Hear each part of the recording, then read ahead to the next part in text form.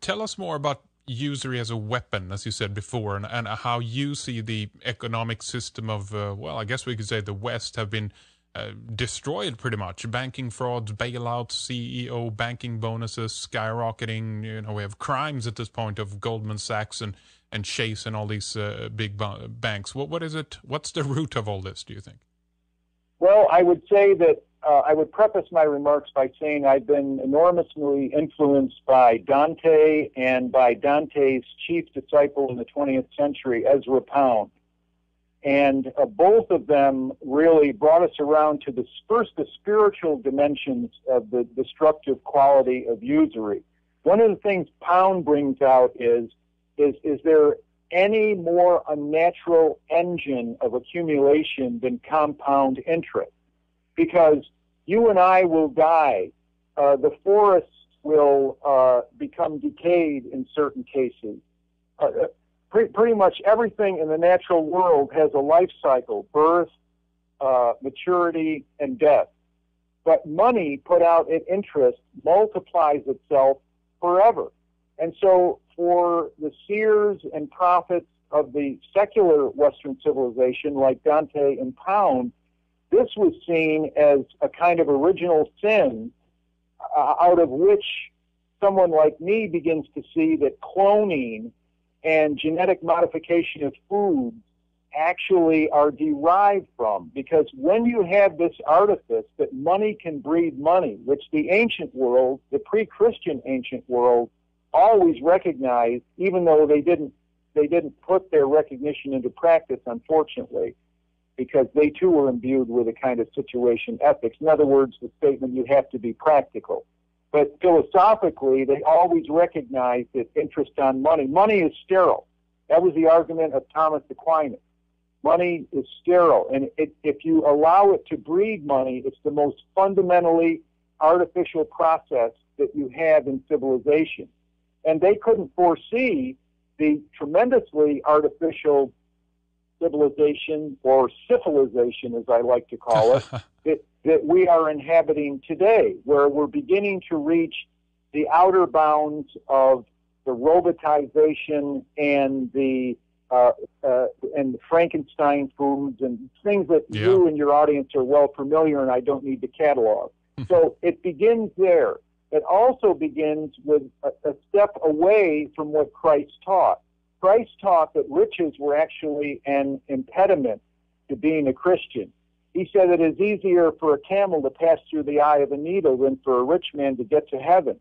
Does anybody today really believe that? Most of us are trying to get rich. Now, since with God all things are possible, it is possible if a rich man helps his neighbor and uses his money and resources in a way that God blesses, that man can get to heaven. But the fundamental orientation of the Catholic Church, or the Christian Church, from its inception has been against the material process, against accumulation, for the life of the Spirit. And when you don't have a lot of money, what do you end up doing? You end up turning to your neighbors. You have to build a community. You must rely on them, or you have nothing. Well, a lot of us now live in our little castle-like homes.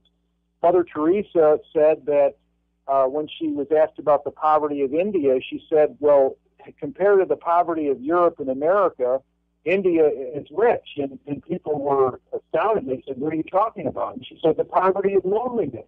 You people reside alone with your television set. You can build these walls by virtue of your money.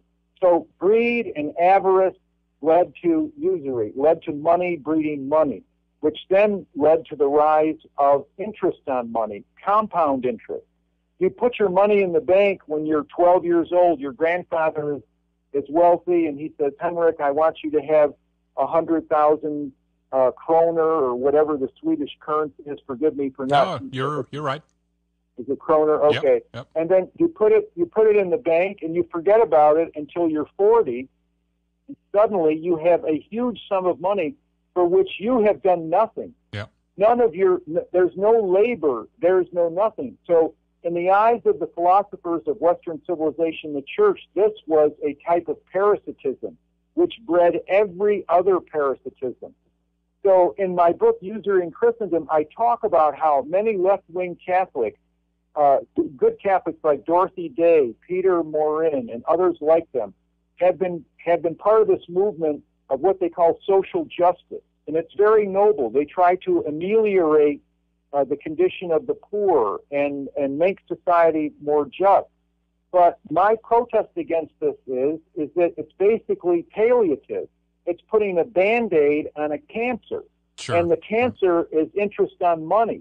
And until we focus our campaign on the issue of interest on money, and surprisingly for a lot of the New Agers who think that the Old Testament is a demonic book from a demonic God, what attracted me to the Old Testament was the justice code was there, because originally I didn't have quite so jaundiced a view, but I certainly had a jaundiced view when I was much younger, 20, 25 years ago, concerning the Old Testament.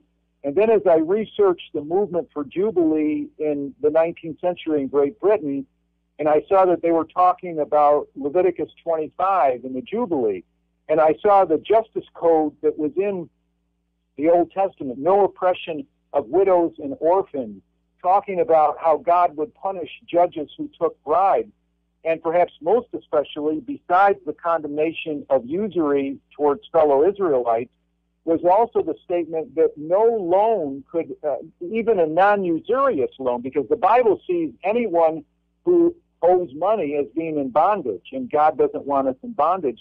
So if we have to be in bondage, we might need to grow our business, or we're in an emergency, medical care, or whatever, we take out a loan. Hopefully it isn't interest-bearing.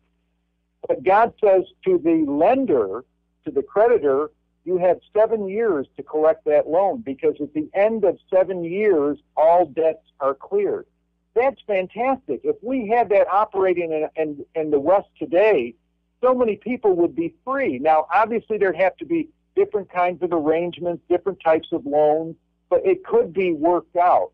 And so for me, the Christians who are the heirs of the Old Testament as it was renewed and cleansed by Christ, cleansed of its ceremonial aspects by Jesus Christ, we should be the ambassadors of that in society. And you asked me about what is the engine of the money power.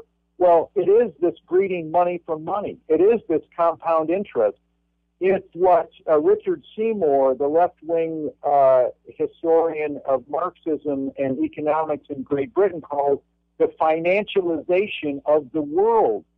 Why are we surprised when the world, at least in the West, but it appears to be the same in China as well, if not more so, that the world is not in the hands of the producers and the farmers and the inventors in large part. It's in the hands of those who are best at manipulating digital entries in a computer in the form of what we call money.